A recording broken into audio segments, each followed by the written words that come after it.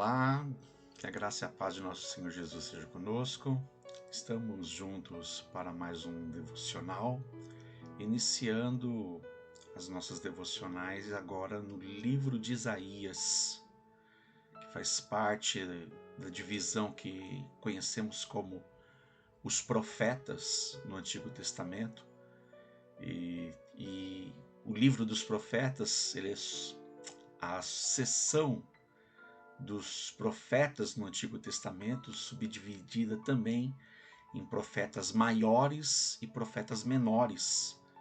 Profetas maiores, compreendendo este primeiro livro, Isaías, seguido de Jeremias, Lamentações, Ezequiel e Daniel.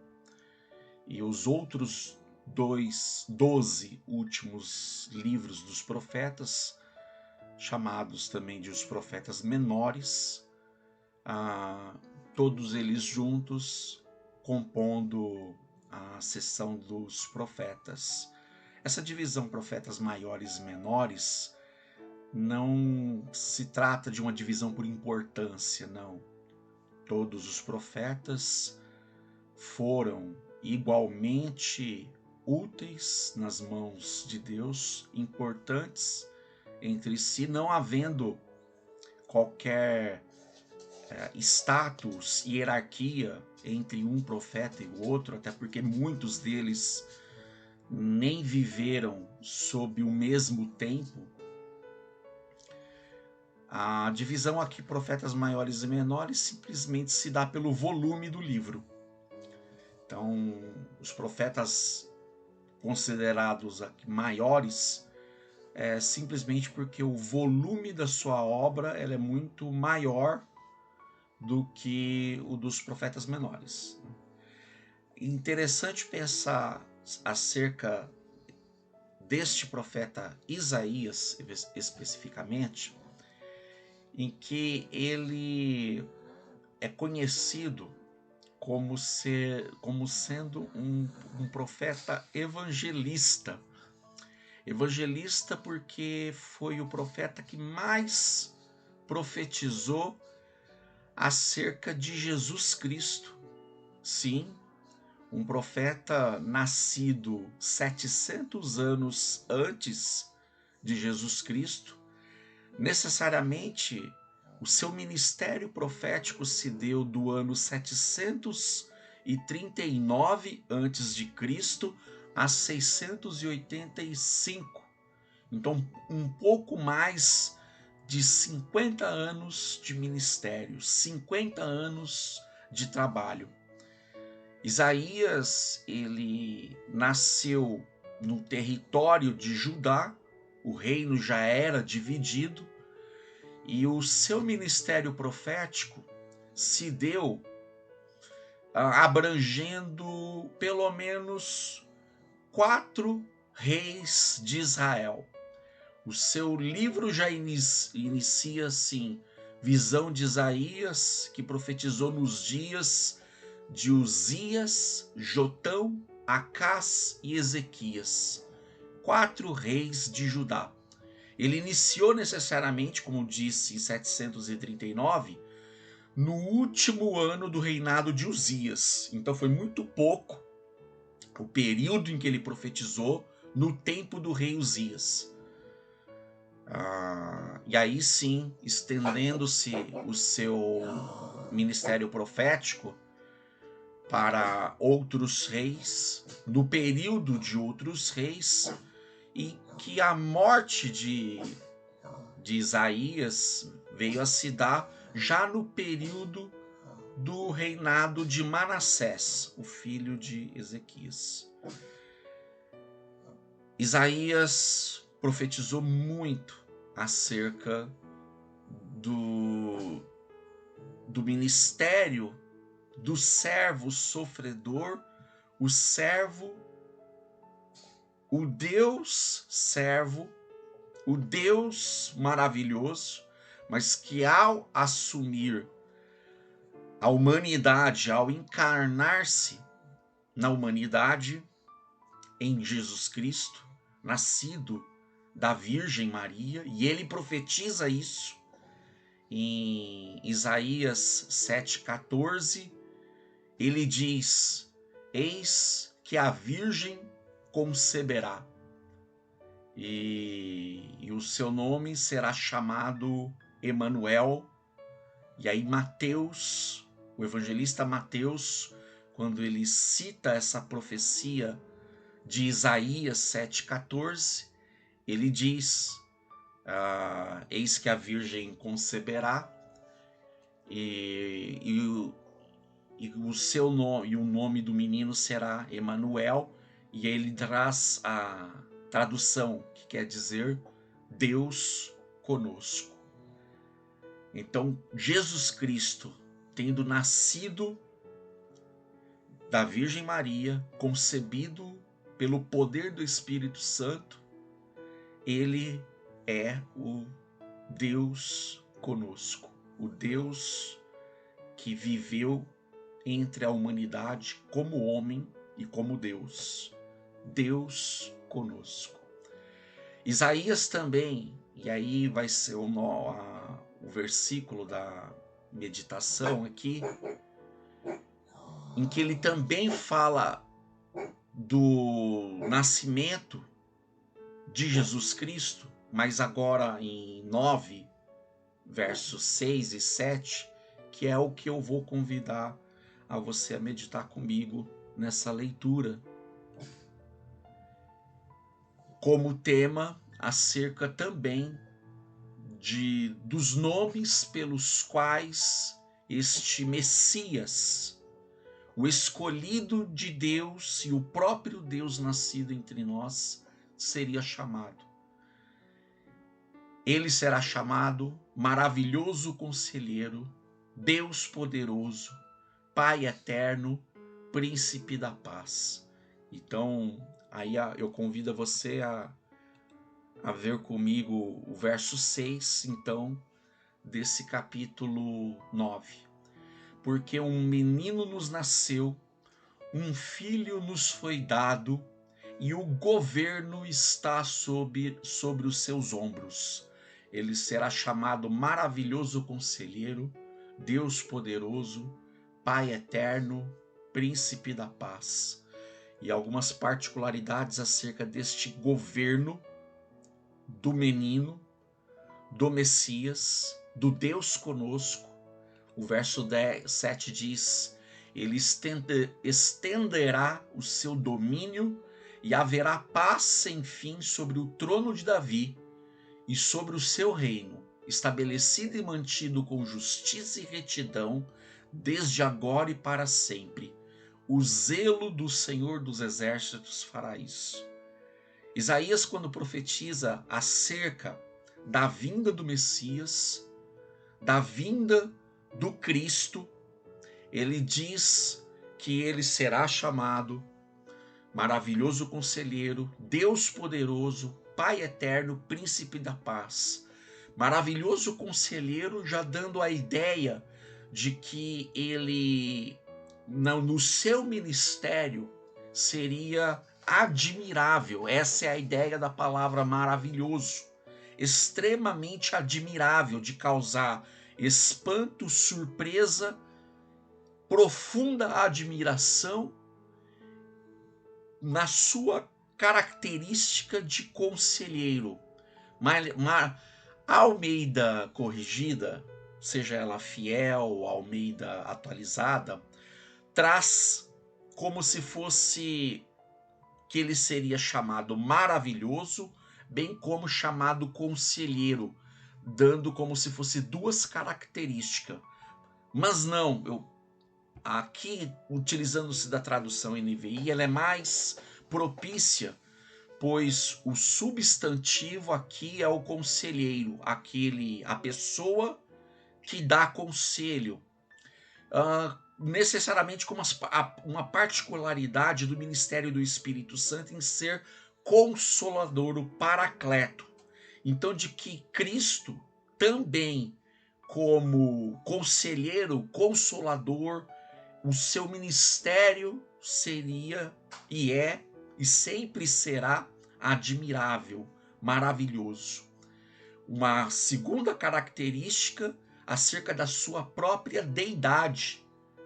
Um Deus, o Deus Todo-Poderoso. Almeida traz maravilhoso conselheiro, Deus forte, Deus poderoso, falando acerca do seu poderio como rei, e como vimos no verso 7, que é o cumprimento da promessa que Deus fez a Davi de que o seu reino seria perpétuo e plenamente estabelecido, e que Cristo, como nascido entre nós, como descendente de Davi, ele viria para estabelecer esse reino, e um reino eterno. Então,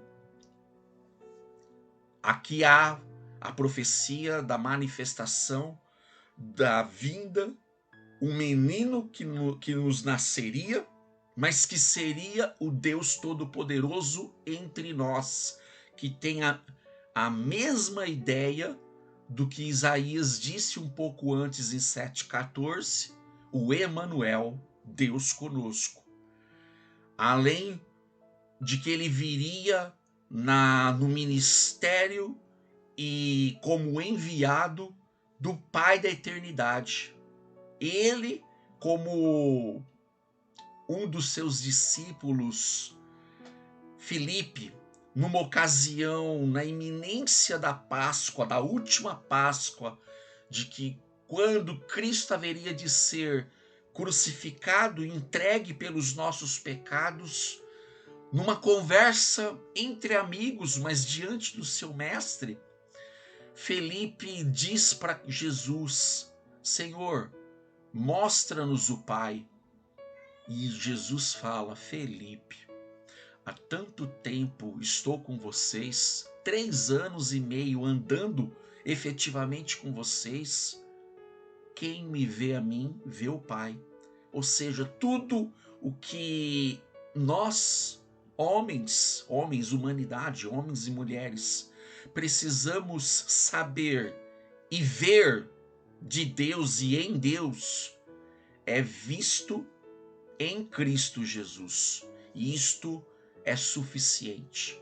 É a graça que nos basta.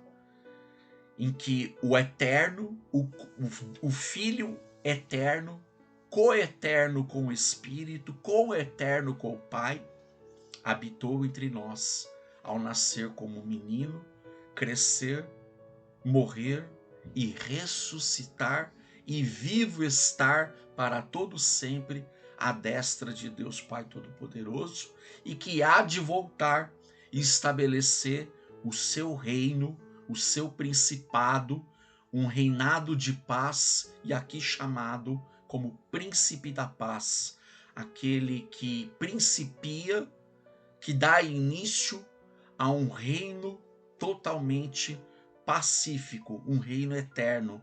E essa é uma promessa que há de ser cumprida ainda no seu segundo advento, na sua segunda volta. Então, com isso, Isaías, ele aqui é uma profecia messiânica, e Isaías, nos seus 66 capítulos do seu livro, ele profetizou cerca de 65 vezes. Aliás, no Novo Testamento, suas citações são mencionadas pelo menos 65 vezes. Profecias de Isaías sendo citadas no Novo Testamento. Interessante pensar acerca do livro de Isaías, como eu mencionei que ele tem 66 capítulos. O livro de Isaías, ele é considerado ou apreciado de uma forma carinhosa como se fosse uma mini Bíblia. Tal como a Bíblia, ela possui 66 livros, 39 livros no Antigo Testamento, 27 livros no Novo Testamento, 66 livros ao todo. Isaías é dividido em 66 capítulos. E também com essa divisão marcante.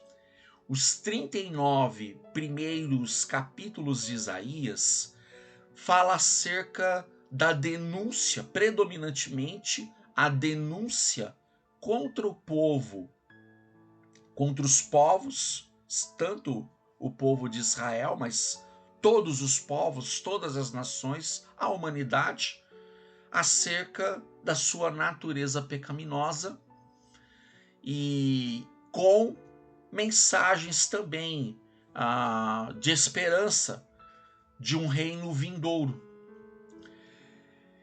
Já os últimos 27 livros de Isaías marca predominantemente a mensagem de consolo e esperança pela vinda do Messias ao estabelecer o seu reino eterno. Não que não haja nos 39 primeiros capítulos de Isaías, mas a leitura panorâmica é uma leitura de denúncia contra os pecados dos povos, tanto do povo de Israel quanto outras nações, Babilônia, Egito, Arábia, a Síria, Tiro, Sidom, Edom, várias nações, ou seja, predominantemente marcando Deus denunciando o pecado do povo e a necessidade de redenção que só pode ser promovida por Ele, pelo Deus Altíssimo. E como? Por meio da sua promessa, do menino que haveria de nascer, e predominantemente como ele fala a partir do capítulo 40 até 66, os últimos 27 capítulos, que esse Messias prometido, aquele que viria para cumprir a promessa do reino de Davi, ele viria como servo. E vamos chegar lá no capítulo 53, que foca exatamente no sacrifício vicário substitutivo do servo pelos pecados da humanidade nossa. E é onde que ele fala que pelas suas pisaduras nós fomos sarados, que ele como ovelha muda foi levada para o matadouro, que ele levou sobre si as nossas enfermidades e que ele foi traspassado, morto, ferido por causa dos nossos pecados, do meu pecado, do pecado de todo homem, de toda mulher. Mas que, ao mesmo tempo, ele viria, mesmo em meio ao seu sofrimento, o fruto do seu sacrifício em dar salvação a todo aquele que nele crê. Então Isaías, 700 anos antes, profetiza o que Cristo faria e fez há 2000 anos atrás, por mim, por você, por amor de nós. E aí é onde ele mesmo fala que esse domínio do seu reino seria estabelecido em plena paz, sem fim, sobre o trono de Davi, estabelecido e mantido com justiça e retidão desde agora e para sempre. Não temos um vislumbre pleno deste reino ainda, mas ele reina desde já nos corações e na vida de quem já se entregou a Jesus Cristo, o Messias prometido, profetizados por Isaías e dentre outros, que com fé no Senhor vamos ver, mas em que ele fala profundamente, categoricamente, acerca do Messias que haveria de vir, da sua vida em resgate de muitos, de todo aquele que se entrega numa atitude de arrependimento sincero por todos os pecados cometidos na vida e pela própria natureza de pecado, de que somos pecadores em essência e que a única coisa que merecemos de Deus é a separação, a condenação eterna no inferno. Mas que Ele não vai fazer isso a todo aquele, a toda aquela que se entrega arrependido e com fé diz: Deus, eu sei que o Senhor veio a este mundo em Cristo Jesus e morreu a minha condenação, sofreu, levou sobre si a condenação que era minha. E agora que a dívida está paga, eu posso descansar em teus braços e na certeza de que estarei com o Senhor para todo sempre. Descansar neste reino, nesse reino que ele já é efetivo em nossos corações, em nossas vidas, por meio da palavra e do Espírito que habita em nós, mas que será sim visualmente tocável, tangível, acessível a todo olho, a todas as pessoas, num dia futuro, que é a consumação de toda a nossa esperança. Jesus voltará e reinará fisicamente, presencialmente, nesta terra, sobre nossas vidas, sobre toda a nação, sobre todo o povo. Essa é a nossa esperança, já prometida, e que será um reino de justiça e retidão. Ele já reina em espírito na vida de todo aquele que faz parte do seu povo, a sua igreja, a assembleia dos santos santificados pelo sangue de Cristo. Mas ele há de reinar numa magnitude máxima sobre esta terra quando ele voltar pela segunda vez. E essa é a nossa esperança. E com que particularidade, com que certeza, com que garantia isto há de se consumar? Parte final do verso 7. Deus garante que por meio do seu zelo ele vai fazer isto. Ele vai levar a cabo esta promessa que hoje é a nossa esperança, mas que um dia lá na frente será a nossa vitória consumada. Deus, pelo seu zelo, ele há de fazer isso, de cumprir as suas promessas. O que isso já nos ensina?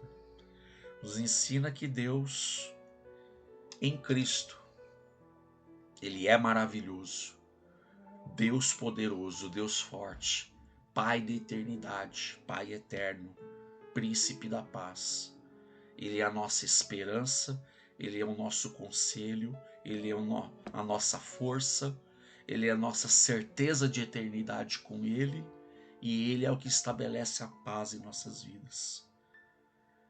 Esse menino que veio, que cresceu e que hoje reina glorioso no trono nos céus, mas que há de reinar também no trono na terra, ele há de voltar, e essa é a nossa esperança.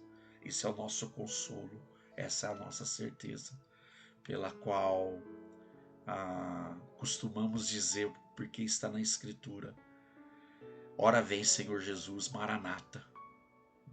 Bendito aqui o teu reino que vem, em nome do Senhor. Meu querido e minha querida, ao desfrutar pela passagem deste livro de Isaías, desfrute deste evangelho contido no Antigo Testamento. O Filho que virá, que veio, e que pode já plenamente reinar em nossos corações, mas na certeza de que veremos esse reino eterno consumado de uma vez por todas. Maravilhoso conselheiro, Deus forte, Pai da eternidade, Príncipe da paz. Quem é Ele? Jesus Cristo, o Messias prometido. Que Deus em Cristo nos abençoe com essa mensagem de poder e esperança em nossas vidas. E que nos fortaleça dia após dia, sabendo quem é este menino rei em nossas vidas, Senhor Jesus. Pai, obrigado, Senhor, pela tua palavra, por este livro tão precioso, o livro de Isaías, que fala com tamanha profundidade acerca das profecias da tua vinda, consumadas num primeiro momento em que o Senhor, quando veio há 2000 anos atrás, que consumou a nossa vitória na cruz ao nos dar a salvação, ao morrer pelos nossos pecados, nos dando a certeza de que a dívida que uma vez foi gerada, ela foi plenamente paga e foi o Senhor que pagou por nós, pois jamais teríamos condições de pagar por nós mesmos. A certeza da dívida paga é a mesma certeza que nos faz vislumbrar pelo dia eterno em que seremos participantes deste reino vindouro e que nos alimenta a esperança e nos fortalece a certeza do Senhor conosco, desde já em nossas vidas e em nossos corações, por meio do Teu Espírito, mas de que o Senhor há de reinar quando todo olho o verá. Obrigado, Senhor. Fica conosco. É a minha oração em nome de Jesus. Amém. Que Deus em Cristo nos abençoe, pois esse conselheiro poderoso, eterno e pacífico é o que guia as nossas vidas a todo momento. Deus abençoe.